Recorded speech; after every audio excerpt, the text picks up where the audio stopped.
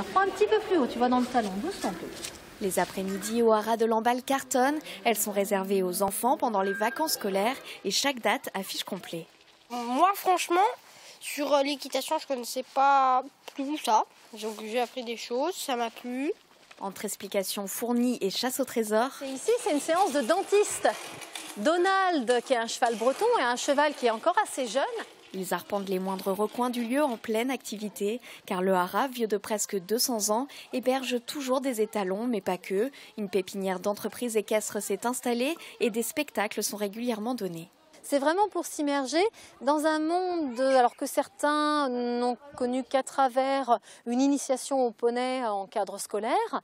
Et puis, c'est tout un ensemble ici, c'est-à-dire que c'est des bâtiments qui ont été conçus pour cet usage d'écurie, de l'élevage au 19e siècle. Donc ça implique aussi un aménagement d'écurie qui est un petit peu différent, toute une culture aussi derrière. Les haras nationaux, c'est une administration qui est très ancienne, qui a été longtemps militaire avant d'être agricole. Donc ce sont presque plusieurs univers en un finalement. Difficile pour les parents de rester de l'autre côté du portail. Ah, j'aurais bien aimé, mais bon, c'est réservé aux enfants. Mais je pense que Salammbô racontera tout. Peut-être. La prochaine après-midi aura lieu mercredi 22 février et les adultes ne sont pas en reste puisque le haras de Lamballe est un des rares sites où des visites guidées sont organisées tout